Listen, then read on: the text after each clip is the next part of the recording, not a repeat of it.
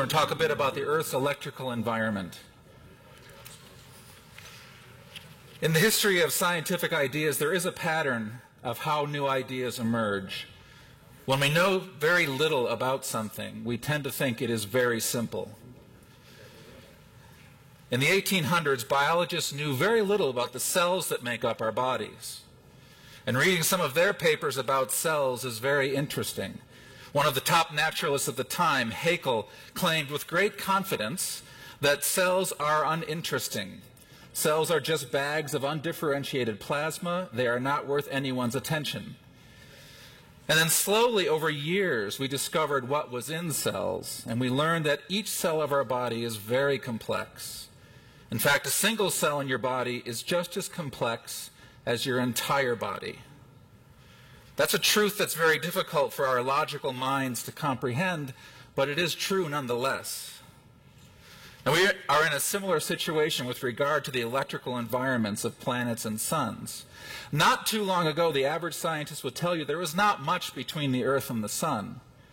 I recall as a boy being told about the vast vacuums of empty space, and it never sat well with me that there should be nothing between the Earth and the sun.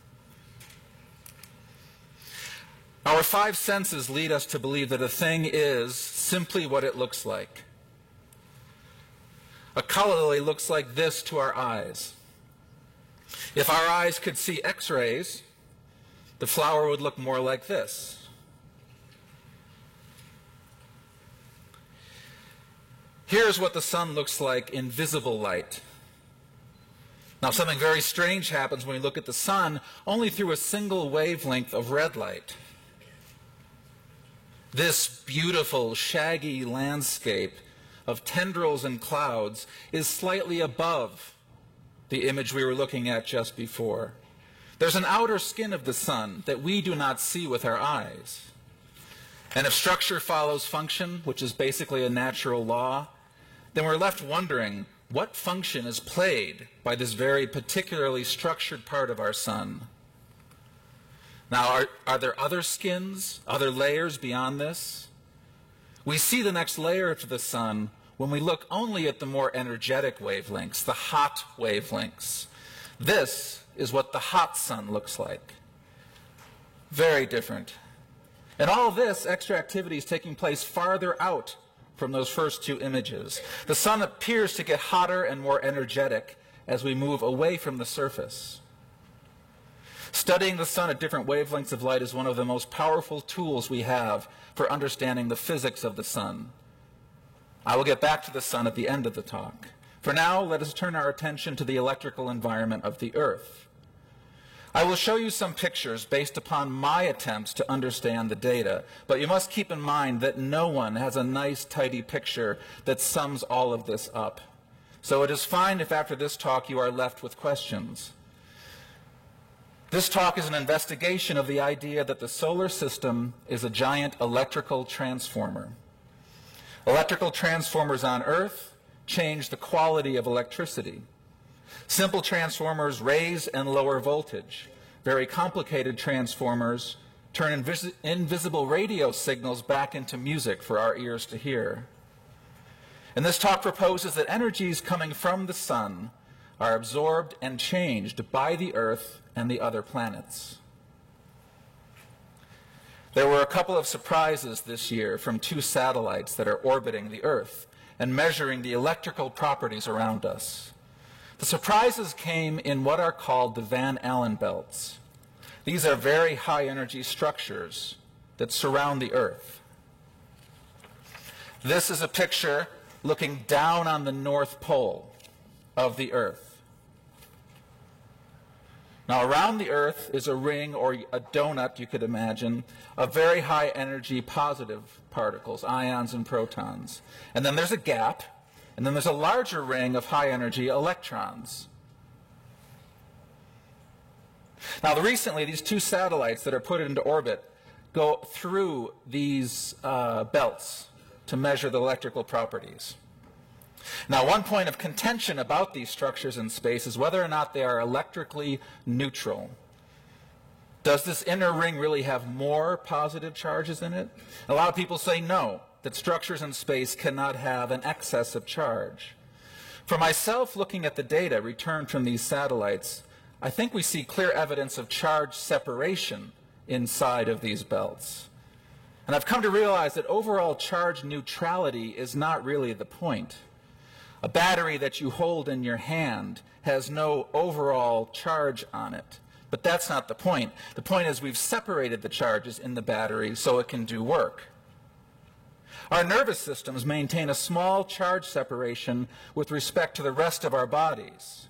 That carefully managed charge separation allows you to have thoughts and feelings and move around all day. So whether or not these Van Allen belts are overall charge neutral is not really so important. What is important is all the phenomena that result from charge separation. Now, the Jet Propulsion Laboratory is making all the data from these satellites available on their websites. Someone here should do a one-year research project simply on the data coming back from these satellites. So getting back to the discoveries. The first discovery was that the Van Allen belts can have additional shells that appear and disappear. This picture of two rings is what we thought completely described the Van Allen belts around the Earth. Then, during the first few months of collecting data, a burst of energy came from the sun, and the belts very quickly turned into that. An additional shell had appeared. Then a few days went by, and they returned to that. This was a beautiful surprise, completely unexpected. What does it mean? Not sure. Do we see behavior like this anywhere else in the world? We see something like this in the electron orbits in atoms and molecules. This is a picture of an atom, a positive charge in the center, and then clouds, fast-moving negative charges around the center. If you add energy to an atom, then a second discrete shell will appear around the atom. This is the basis of the whole world of quantum mechanics. The world of the very small changes in jumps, in steps. And now we have seen the exact same thing happens in a much larger realm around us, the Van Allen belts. They were two, then some energy comes from the sun, and they are three, and then soon after that, they're back to two again. Nature, it seems, is quantized both at the level of changes around atoms and changes around planets. The second discovery was the detection of double layers inside these large belts. The material up in the Van Allen belts is an electrical plasma. It's not a gas like we breathe. It's much finer and more rarefied, like a fire. And in a plasma, electrical charges are free to move around. The charges in plasmas are very sensitive. Slight changes in electric fields can cause huge changes in how the plasma is arranged. And one common structure in plasma is walls, or double layers, in which charges build up, say positive charges on one side of the wall, and then a gap, and then negative charges on the other side of the wall. I look at this sometimes as a way for plasma to store energy. If the plasma is in an energetic environment, it will form and destroy these double layers to store and release energy. These double layers can also travel in packs. They can be lined up one after another and be moving through space. The satellites saw something like this. So here's the Earth. The magnetic field lines of the Earth going from north to south. This is the region of the outer Van Allen belt. And the satellite saw in a few seconds, thousands of little double layers go zooming past it at a very high speed, each one of the little layers being about 30 volts. But there were thousands of them, so when you add all that up, it's about a 1,000,000-volt difference from one end to the other. And this giant traveling 1,000,000-volt waterfall seems to be accelerating electrons up to nearly the speed of light. So picture in your mind, coming from the sun, large quantities of charged matter, but which are at very low energies. A small number of these charges enter the Earth's environment and are stepped up to extremely high voltages. Now, this is exactly what an electrical transformer does. It takes high current and low voltage and changes that to low current at high voltage. Outside this building, there's an electrical transformer that takes the 30,000 volts from the long-distance power lines and steps that down to the 110 volts we need for our wall sockets.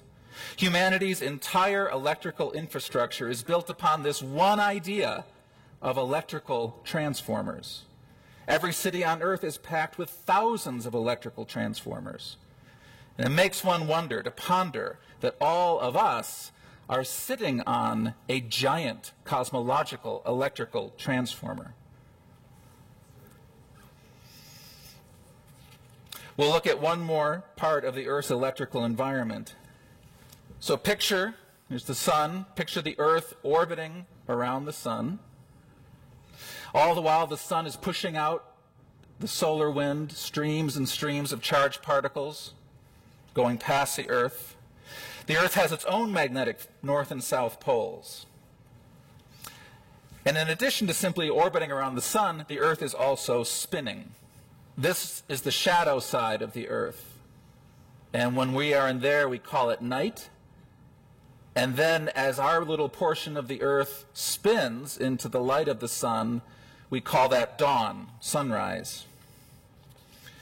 Now, when you put all of this together, you get millions of amperes of current that are constantly streaming down into the dawn side, interacting with the Earth in ways that we do not understand, and then exiting back out on the sunset side.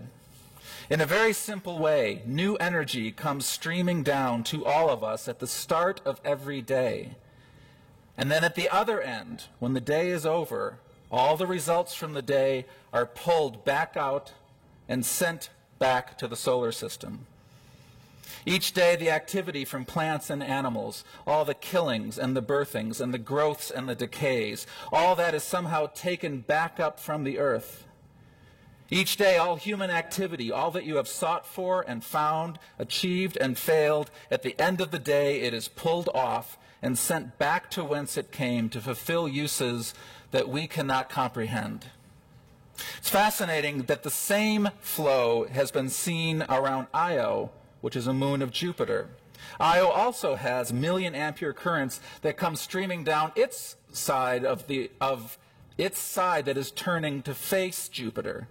And similarly, currents being drawn off on the side of Io that's turning away from Jupiter. This makes me think this phenomena might be an electrical feature of all planets and moons. Whenever a smaller body orbits a larger body, we might see this sort of exchange. This also will be a good topic for someone here to take on, either from an experimental or a theoretical side. Now, if you're like me, right about now, your head is really starting to hurt.